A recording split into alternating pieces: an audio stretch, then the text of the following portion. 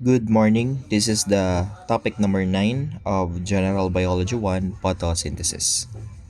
For our introduction, let us discuss first the photosynthesis, its significance, and process. We have two classifications of organisms, the autotrophs and heterotrophs. Autotrophs are a type of organisms that can get energy from sunlight or inorganic substances. In short, they are the producers. Examples of it are plants and trees, while all others, including humans and animals, are called heterotrophs. Heterotrophs ay dumidepende po ng diet or ng survival sa other organisms, katulad ng iba pang animals and plants. Meron tayong different categories of heterotrophs. Tinatawag natin silang mga consumers. The first one is yung ating herbivores. Ang mga herbivores ay type ng animals na ang diet is more on plants, fruits, or mga vegetables. The other one is yung ating carnivores.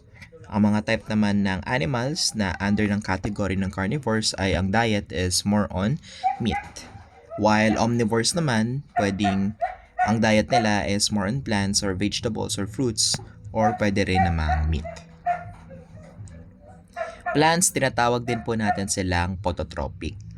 So, phototropic means na gumagamit sila ng sunlight para makakreate ng sarili nilang pagkain.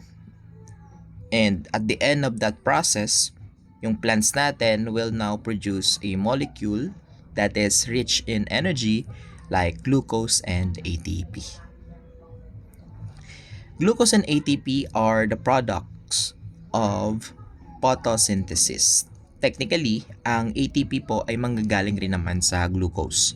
So, ang glucose po is the one that stores and transport energy, while ATP naman, it is the type or energy carrier natin that powers life processes within the cell. Meaning to say, lahat ng ginagawa ng katawan natin, cellular activity, or chemical reactions inside our body, it needs ATP. So, ano ibig sabihin ng ATP? And that is adenosine triphosphate. So, what is the general process of photosynthesis? Initially, mag-i-start ang photosynthesis po natin sa leaves and roots. Technically po, sa leaves mag-uumpisa yan. Meaning, kapag ang leaves po nag-collect ng energy from the sun, with the help of organelle, katulad ng tinatawag nating chloroplast. Kasi si chloroplast, siya lang ang type ng organelle na makita natin sa plant cell na responsible for photosynthesis. At the same time, ang chloroplast po natin, nagdalaman din po siya ng chlorophyll na siya namang responsible sa pag-collect ng light energy. Kasi siya yung merong tinatawag nating pigment, 'di ba? Kung minsan lahat ng plants or halos lahat ng plants, ma-observe natin na meron silang green color sa kanilang leaves. The purpose naman ng roots naman natin is mag-absorb naman ng water and minerals. So aside from light energy nga pala, ang leaves din natin ay responsible sa pagkuha ng carbon dioxide.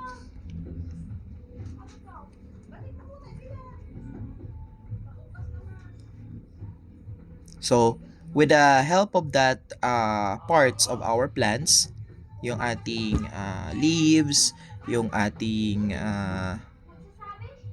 roots, 'di ba? Makakapag-produce ngayon yung plants natin ng sugar and oxygen. Sugar is yung glucose and oxygen naman is the one that will exit through the leaves.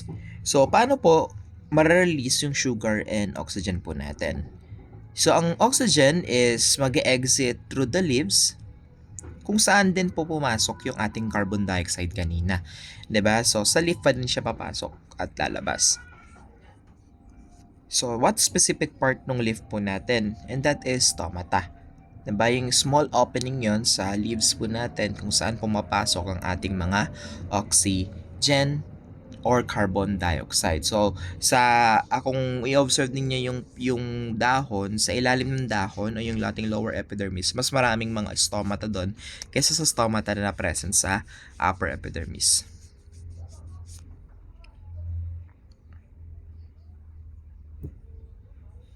Tapos yung water naman is magta-travel naman sa xylem vessels. Kaya nga 'di ba, sa mga plants po natin, importante po na marami tayong carbon dioxide din kasi yan ang ginagamit nila for photosynthesis. Kaya nga isa sa mga bagay na pwede nating magawa para malabanan natin ang global warming and climate change is yung pag-plant ng mas maraming puno at halaman because yung plants and trees natin is the one that will absorb carbon dioxide. Kasi ginagamit nila yun for photosynthesis. Alam naman natin ngayon yung epekto ng global warming climate change, di ba? And it is one of the very serious problem natin sa planet Earth. Na-mention ko na sa inyo kanina yung chloroplast na present sa mga plants po natin. So, ang chloroplast po, dito po nangyayari ang photosynthesis. It is a double membrane organelle. Kaya kung mapapansin niyo, meron siyang inner and outer membrane. So this one. This is your inner membrane and outer membrane. Sa loob ng chloroplast po natin, nandun yung tinatawag natin thylakoid. Yung thylakoid yung isang bilog o yung parang isang barya na meron tayo dito. 'Di ba? Sa loob ng chloroplast. Ngayon, kapag yung mga thylakoids na yan is magkakapatong, ang tawag natin doon is granum. Pero kapag maraming stacks of thylakoid tayong ma-observe sa ating chloroplast, in plural form, that is grana. So, loob naman ng chloroplast, ano yung tinatawag nating stroma. So, ang question natin, saan parte ng chloroplast mangyayari yung tinatawag nating photosynthesis? The answer is sa thylakoid membranes. Kasi ang thylakoid membrane po ang mayroong tinatawag nating pigment. So in short, yung pigment natin na yan, that is your chlorophyll. So anong trabaho ni chlorophyll or ng mga pigments po natin? Ang trabaho nila is mag-absorb, mag-transmit, at mag-reflect ng light. So the most abundant pigment na present sa chloroplast po natin ay ang chlorophyll.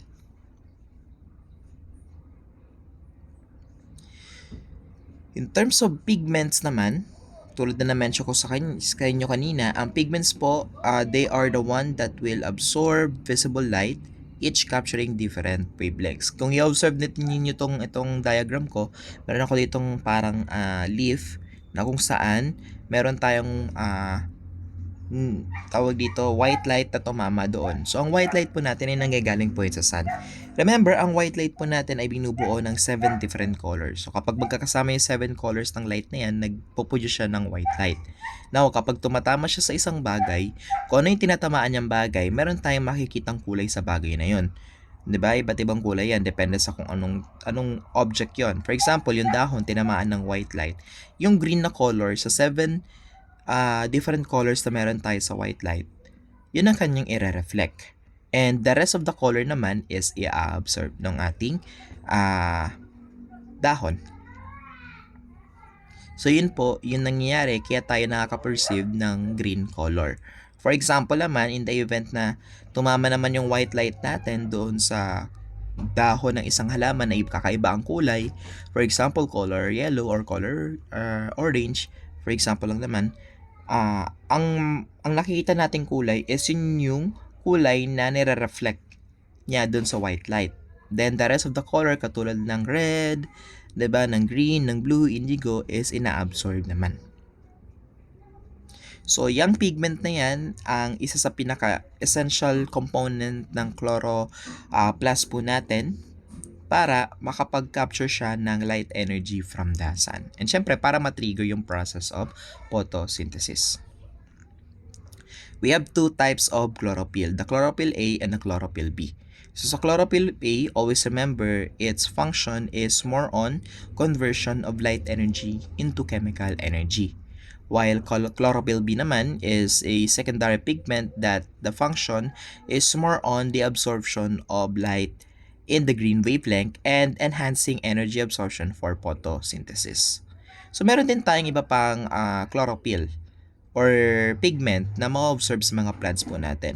We have the bacteriochlorophyll na nagbibigay naman ng green and purple colors. Carotenoids naman for red and orange colors. Xanthophylls is for brown and yellow colors.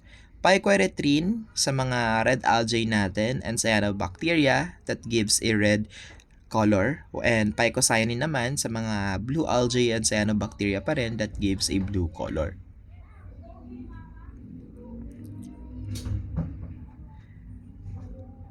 So, with the help of chloroplast, matatapos o magkakaroon tayo ng mga products na kakailanganin natin for photosynthesis.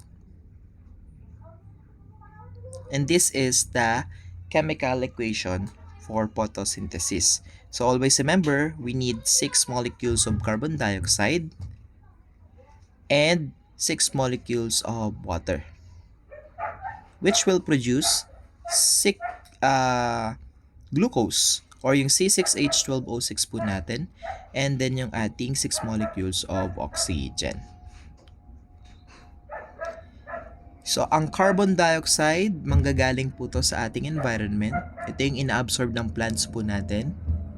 And then yung water naman, manggagaling din to sa environment. Yung ina-absorb naman ng plants natin from the soil.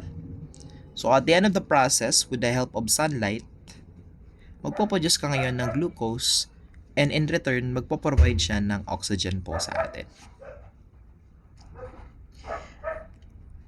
Ang photosynthesis, binubuo po siya ng dalawang stage para matapos. Okay? So, meron tayong unang stage, yung tinatawag nating light reaction or light-dependent reaction.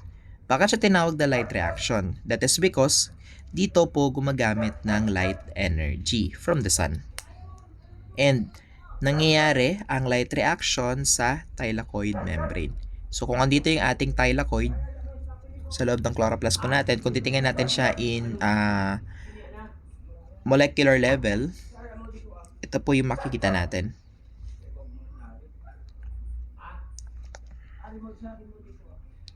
So this is your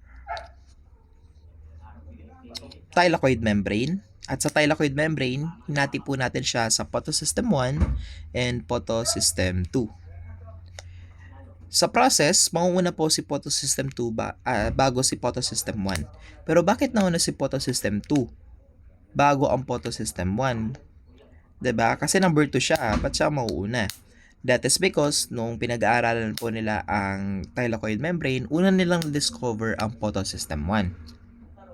Pero, napag-alaman nila na may nauna na palang process kay photosystem 1 and that is photosystem 2.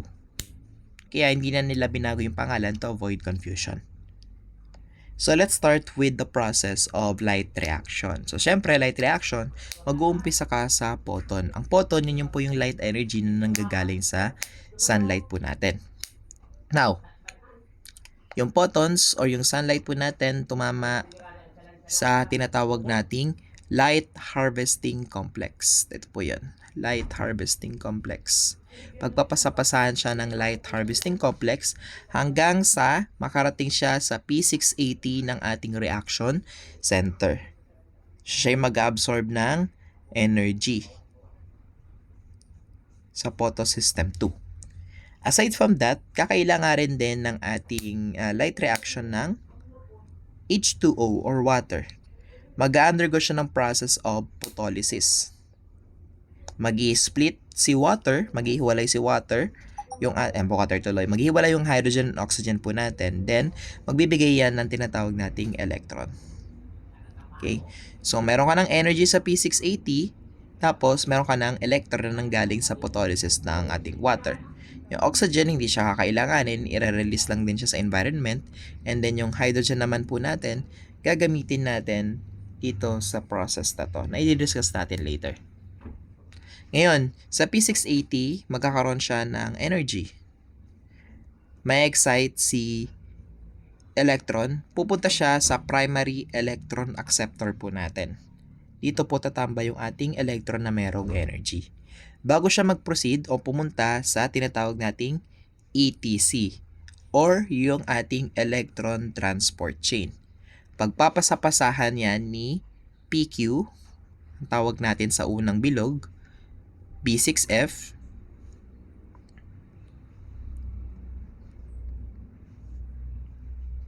B6F, and yung ating PC. Ano po bang ibig sabihin ng PQ? Ang PQ po, that is our plastoquinone. Okay? That is your plastoquinone. Ito po yun. Plastoquinone ang PQ. Yung B6F naman is cytochrome B6F complex. And yung PC, that is plastocyanine. Okay. So, pagpapasapasahan sa electron from PQ, B6F, and PC. So, kung mapapansin ninyo, habang pinagpapasapasahan siya sa electron transport chain, bumababa yung energy ng ating electron. Kasi ang energy na yon ay kinukuha para mag-create naman ng ATP by chemiosmosis. So, gagamitin yung energy na makukuha sa kanila sa pag-create ng maraming ATP. So, since wala ng energy pagdating ng PC yung ating electron, pupunta na siya ngayon sa photosystem 1. Tatambay siya sa P700 ng ating reaction center. So, kailangan niya ulit ma-re-energize. So, kukuha siya ng energy from the photons na pagpapasapasahan ulit ng light harvesting complex po natin. Since meron na siyang ulit energy, may excite siya, aakyat siya dito sa ating primary electron acceptor ng photosystem 1. Bago siya mag-proceed sa susunod na ETC. So, this is your second ETC or electron transport chain. Ang tawag natin sa bilog na yan ay FD or ferredoxin complex. Ito po yung spelling nun. This one. Ferredoxin complex. So, anong trabaho ng ferredoxin complex? Ang trabaho niya naman is mag-produce ng NADPH. Ayan. So, paano ipoproduce sa NADPH? Ipoproduce sa NADPH kapag yung NADP plus is mag-combine with hydrogen. So, yung hydrogen kanina, eto, dun siya ginamit. So, pag kailangan kasi ng electron para mag-combine yung NADP plus sa H plus para maging NADPH. So, anong ibig sabihin ng NADPH? Meron ba ako dito? NADPH means it is the nicotinamide adenine dinucleotide phosphate plus hydrogen. Again, it is nicotinamide adenine dinucleotide phosphate plus hydrogen. So, magpo-produce yung light reaction natin ng maraming NADPH. So, at the same time, magkikreate din ng ating light reaction ng ATP or adenosine triphosphate. So, dalawa po yan, ATP and NADPH. Yan po ang kailangan ng ating light reaction na mapoproduce at the end of its process.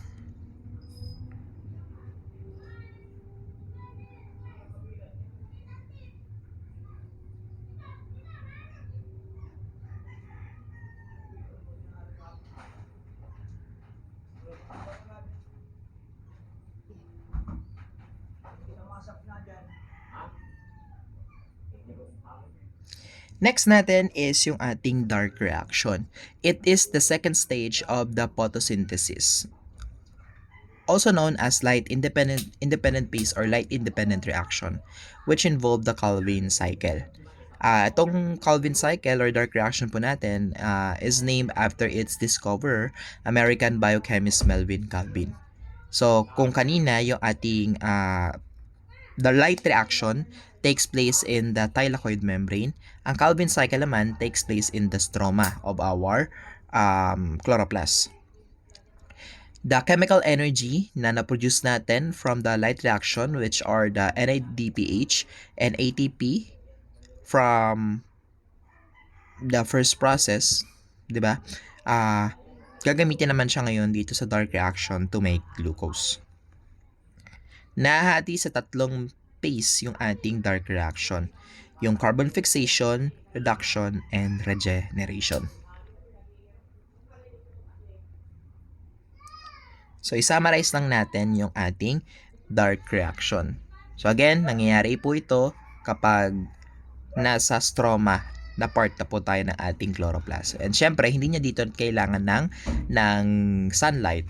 Kaya nga siya tinawag na dark reaction. So, mag-start tayo with carbon fixation. So, carbon fixation, mag-uumpisa yung ating process kapag yung ating carbon dioxide is magre-react with RUBP or ribulose biphosphate. Describe lang natin yung carbon dioxide natin. Ang carbon dioxide natin, merong isang carbon at dalawang oxygen. Sa RUBP naman, meron siyang 5 carbon at 2 phosphate. Kaya nga siya tinawag na biphosphate. Ngayon, kailangan nila mag-combine. Okay, magko-combine sila gamit ang Rubisco enzyme. Siyempre, alam naman natin trabaho ng enzyme, pabibilisin niya ng chemical reaction para mag-combine yung ating carbon dioxide and RUBP. So, siyempre, carbon lang naman ang kukunin dyan para maging 6 siya. Diba? So, ito yung mapoproduce natin. 3 molecules of 6 carbon compound. And ito po ay unstable. Okay, unstable po yan.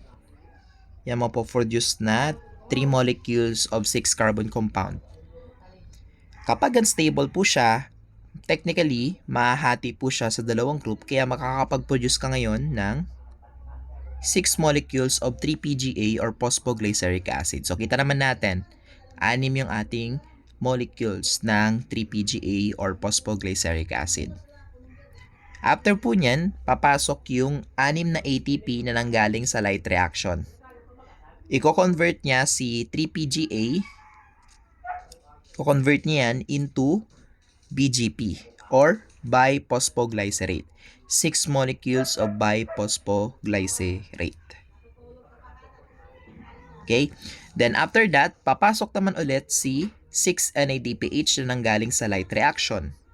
Kasi 6 yung BGP natin. So, papasok yung 6-NADPH para i-convert naman yan into 6 molecules of G3P or glycerate 3-phosphate.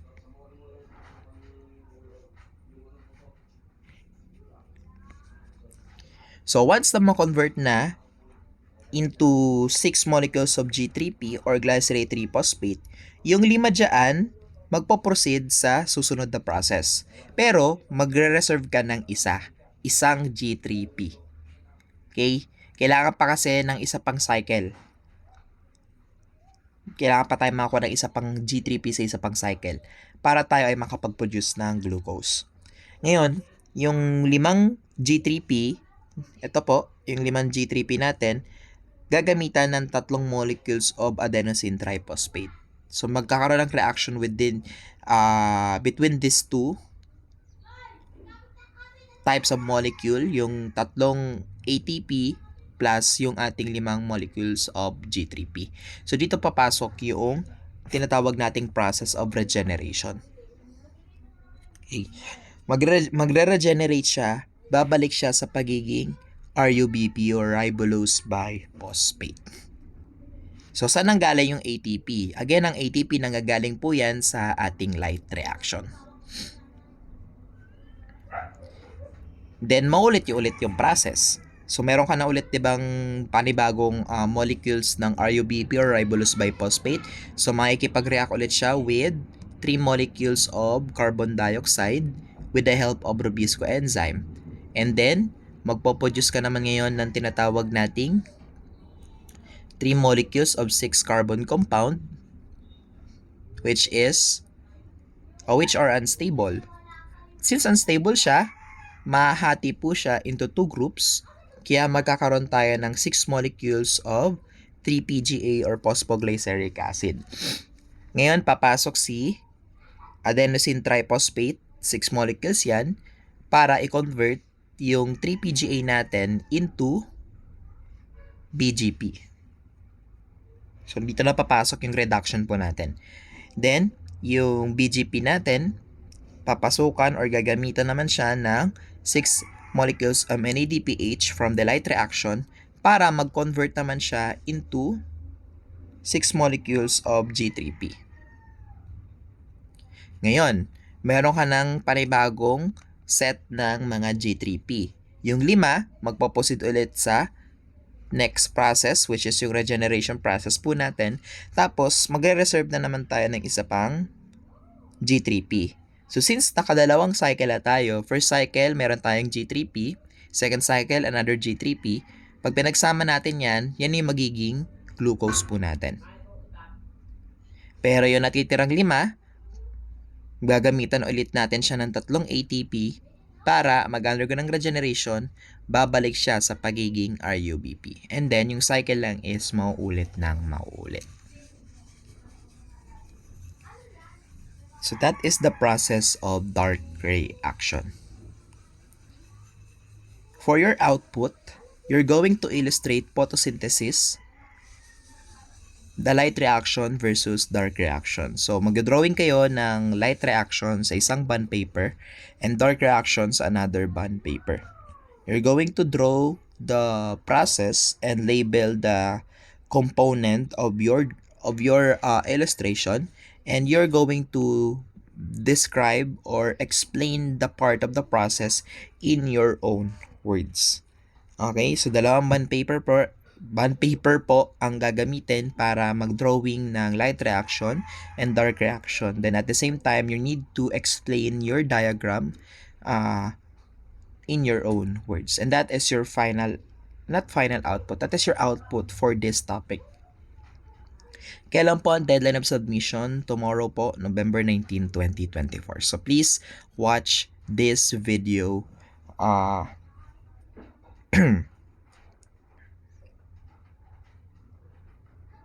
Ayun lang. Wala na akong iba pang papagawa. So, watch the video then, the next video, which is about the cellular respiration. That is because that is your last topic in this subject. Thank you.